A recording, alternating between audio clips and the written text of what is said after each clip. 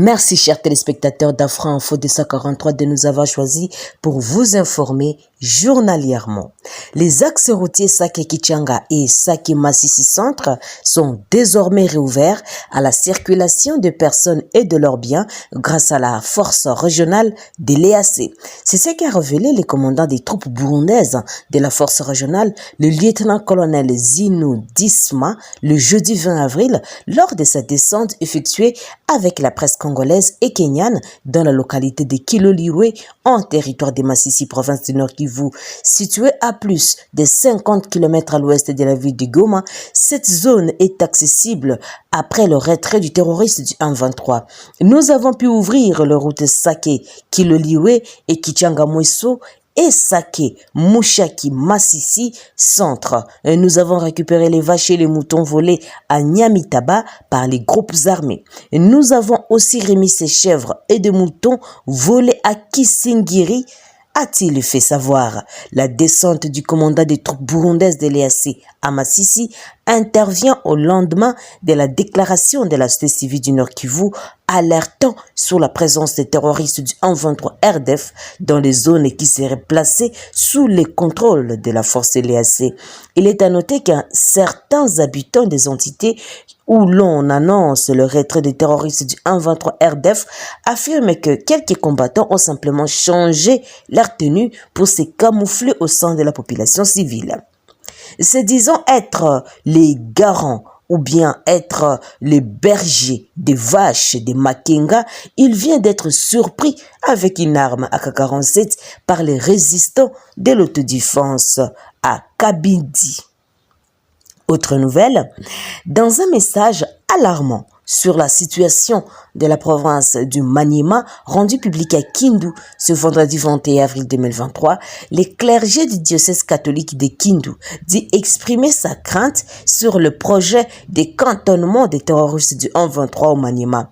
C'est à travers différentes voies de communication, radio, télévision, réseaux sociaux, journaux, que nous avons appris le projet de cantonnement des ex-terroristes du M23 dans certains sites de la province du Maniema, à quelques kilomètres seulement de la ville de Kindu. Le chef-lieu de province, bien sûr, du Maniema, indique les abbés dans leurs documents avant d'indiquer un tel programme brusque, flou et improvisé a été fustigé par certains députés, notables, chefs coutumiers et organisations de la société civile au lendemain de cette nouvelle.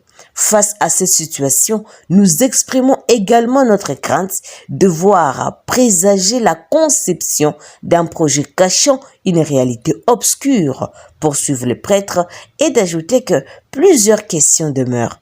Et qu'est-ce qui justifie le choix porté sur la ville de Kindu pour le cantonnement de ces ex-terroristes, alors que la province du Maniema partage les limites avec les zones insécurisées par les M23?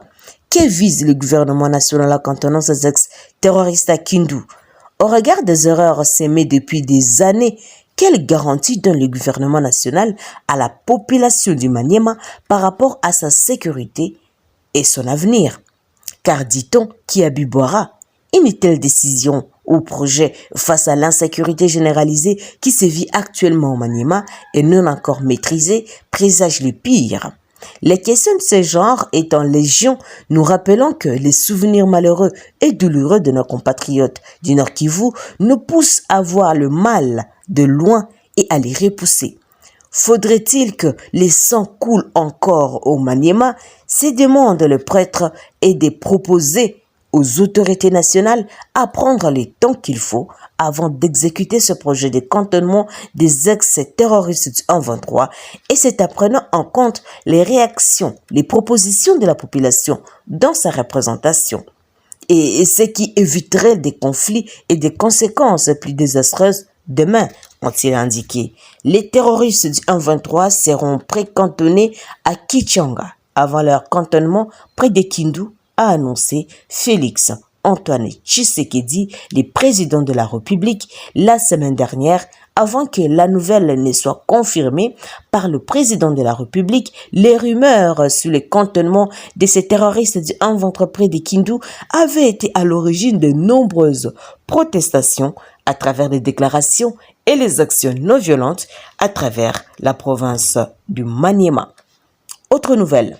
3 combattants de forces démocratiques alliées à ADF, une rébellion active de la région de Beni, nous sommes en province du Nord Kivu, à l'est de la RDC, se sont rendus à l'armée ougandaise à Irute, Kyoga, Bwera, dans les districts de Kasese en Ouganda. Majid Masekera, 31 ans, Abdou Assoumani, 17 ans, et Amidou Touké, 23 ans, tous des nationalités ougandaises, se sont rendus avec leurs armes, munitions et autres effets militaires. Cette tradition volontaire est motivée par la campagne de sensibilisation lancée la semaine en cours par la coalition, la coordination des opérations menées conjointement par les forces armées de la République démocratique du Congo, les FARDC, et les forces de défense du peuple ougandais, UPDF, indique le lieutenant-colonel Mark Azukai, qui est le porte-parole des opérations conjointes FARDC, UPDF. Il ajoute que les forces aériennes de la coordination de ces opérations ont procédé toute cette semaine au largage des tracts appelant à la reddition des combattants terroristes des ADF dans la zone sous leur contrôle. Terminons par cette nouvelle. La coalition de forces armées de la République démocratique du Congo et de l'armée ougandaise annonce avoir arrêté le mercredi 19 avril un collaborateur des terroristes des ADF à Maloulou, dans les territoires du Rum où nous sommes cette fois-là en province de l'Ituri. D'après le colonel Mak Azukai, qui est aussi le porte-parole de cette coalition militaire, les collaborateurs est connu sous le nom de Ombeni Biamungu, porteurs de supports antiques, notamment des cartes mémoire, des flash disques contenant des conversations avec certains leaders ADF MTM en errance dans la région. Des forces de la coalition et FARDC UPDF avaient arrêté le mercredi 19 avril 2023 M.